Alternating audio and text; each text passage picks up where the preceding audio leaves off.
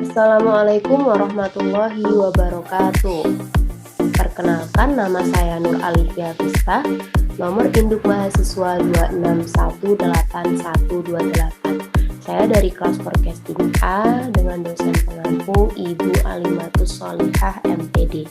Nah, di sini saya akan sedikit menjelaskan tentang contoh dari model ARIMA untuk peramalan forecasting untuk peramalan atau forecasting dengan menggunakan software Minitab versi 19. Nah, namun sebelumnya saya mohon maaf nih jika suaranya kurang jelas karena kebetulan saya sedang serak, sedang batuk, jadi mungkin suaranya kurang los. Oke, nggak apa-apa. Oke, langsung saja ya. Kita ingat-ingat dulu bahwa ARIMA ini disebut juga dengan metode runtun waktu Bob-Jenkins. Nah, ARIMA ini merupakan model pengembangan dari ARMA, yang mana ARMA sendiri adalah model gabungan dari AR dan MA. AR itu artinya autoregresif dan MA itu moving average.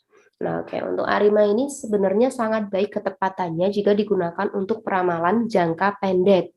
Namun akan kurang baik jika digunakan untuk peramalan jangka panjang karena cenderung akan flat nanti datanya itu, akan mendatar atau konstan.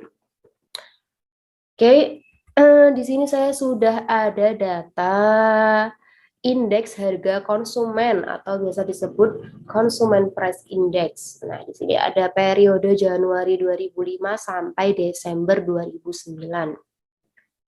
Yang totalnya ada 60 T atau 60 periode. Nah, yang akan kita cari adalah peramalan atau forecast untuk 5 periode ke depan, yang artinya berarti mulai dari Januari 2010 ya, sampai Mei 2010. Oke. Ini data ini sudah saya kopikan ke Excel. Ya, ini akan saya copy lagi ke Minitab. Minitab 19. Minitab. Ini tampilan utama Minitab seperti ini ya. Saya akan pastekan. Oke. Ini IHK atau indeks harga konsumen. Oke. Nah, setelah seperti ini, langkah pertama yang kita lakukan adalah identifikasi data. Nah, pada data deret waktu ini, cara mengidentifikasi datanya cukup dengan plot data. Nah, berarti tugas kita adalah mencari plot datanya. Nah, caranya adalah kita perlu pilih menu start, kemudian time series plot. Nah, di sini simple, kita pilih yang simple saja. Oke, seriesnya kita pilih IHK. Nah, time atau scale-nya ini kita atur kalender. Nah, di sini ada banyak pilihan karena tadi yang diketahui dari periodenya adalah bulan dan tahun, maka kita pilih month year. Nah, bulannya tadi adalah Januari, berarti 1, tahunnya 2005. Oke, klik oke 2 kali. Kita tunggu. Nah, ini adalah plot datanya. Bisa diketahui plot datanya, ternyata datanya belum stasioner, datanya masih naik turun sepertinya. Ini ada penurunan yang sangat tajam. Oke, selain itu kita juga harus uji stasionaritas. Nah, uji stasionaritas ini ada dua, yaitu stasioner terhadap ragam dan stasioner terhadap rata-rata. Yang pertama kita coba uji stasioner terhadap ragam terlebih dahulu. Caranya kita pilih Start, Control Chart, Block Chart Transformation. Nah, ini kita pilih IHK, subgroup size-nya 1, oke. Nah ternyata dari bookshop plot IHK ini, pada lambdanya, rounded value-nya ini masih negatif 1. Padahal data dikatakan stasioner terhadap ragam atau varian itu jika nilai rounded value-nya sama dengan 1, sedangkan ini masih negatif 1. Maka bagaimana? Maka kita harus melakukan transformation. Nah, caranya sama seperti tadi control chart. Ini bookshop transformation. Nah, ini kita pilih option. Nah, start transform data in C2. Oke. Nah, ini sudah diketahui transformasi. Ini kita kasih label dulu trans 1. Oke. Nah, setelah itu kita cek lagi. Mana nih? Kita cek lagi workshop transformation. Nah, ini kita ganti menjadi trans 1. Oke, nah optionnya ini yang tadi. Transformasinya kita hapus dulu. Schedule-nya. Oke, sudah. Oke. Nah, sudah ketemu ya ini di workshop-nya bahwa rounded value-nya sudah sama dengan negatif, sudah sama dengan 1, sudah nggak negatif lagi. Oke.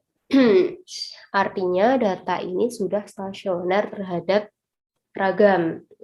Sekarang kita akan menguji stasionaritas terhadap rata-rata. Ini bisa menggunakan plot ACF. Kita start, time series, auto correlation.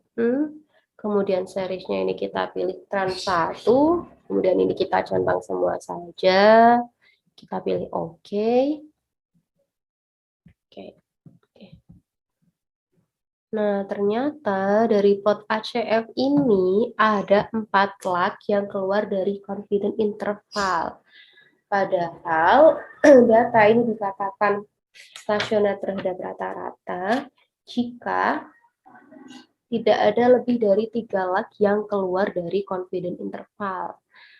Nah, sedangkan ini ada 4, berarti ini datanya belum stasioner terhadap rata-rata. Maka bagaimana caranya supaya stasioner terhadap rata-rata?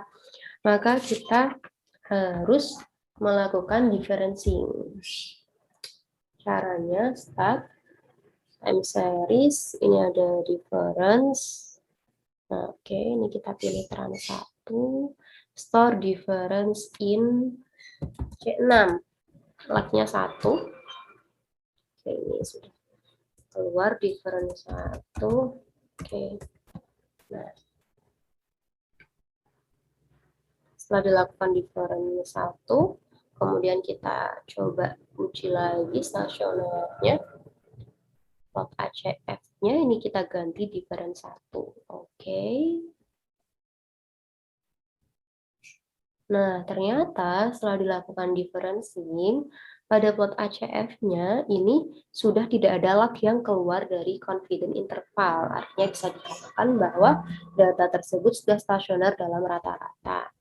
Oke, setelah itu kita juga akan mencari plot PACF-nya. Ini seriesnya difference 1. Oke, ini kita checklist. Oke. Nah, ini dia. Plot PACF-nya juga sudah tidak ada lag yang keluar dari confidence interval. Nah, ini artinya kan datanya sudah stasioner nih, sudah stasioner baik terhadap ragam maupun terhadap rata-rata.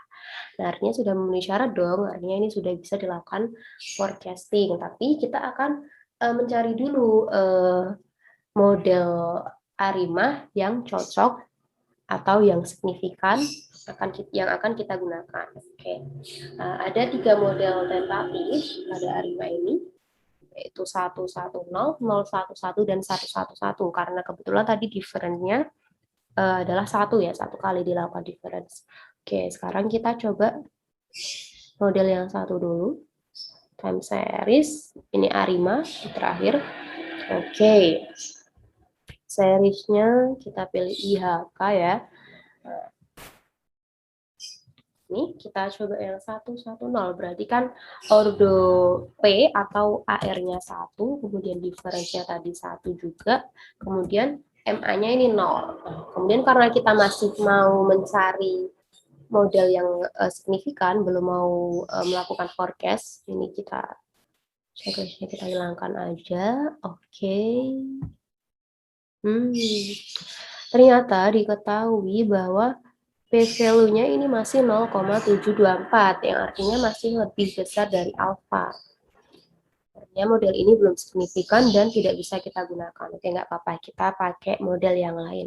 Kita coba yang kedua, yaitu 011, berarti AR-nya 0, kemudian MA-nya 1. Kita coba, oke.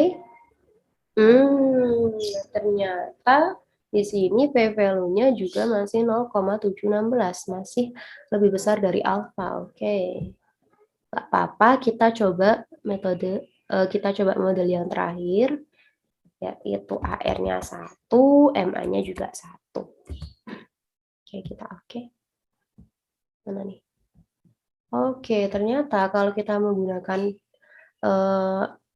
model yang 111, yang mana AR-nya 1, MA-nya 1, difference-nya juga 1, ini kita temukan hasil bahwa p-value-nya ini 0,0000. Artinya model ini signifikan dan bisa digunakan untuk forecast.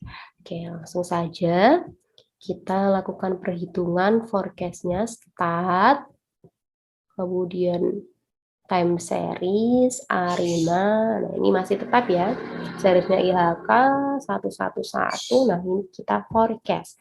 Nah forecastnya karena kita akan melakukan peramalan terhadap 5 periode ke depan, maka kita lead-nya kita tulis 5, kemudian forecastnya ini terserah sebenarnya mau diisikan ke kolom berapa, di sini saya coba kolom C13, biar ada jedanya. Oke. Bismillahirrahmanirrahim. Oke, sudah keluar ya ini. Nah, ini adalah perhitungan untuk 5 periode ke depan. Oke, periode 61, 62, 63, 64, dan 65. Oke, sudah ketemu? Nah, demikian yang bisa saya sampaikan. Kurang lebihnya saya mohon maaf apabila terdapat penuturan yang kurang lancar atau kurang bagaimana gitu, saya mohon maaf. Terima kasih. Tetap jaga kesehatan. Wassalamualaikum warahmatullahi wabarakatuh.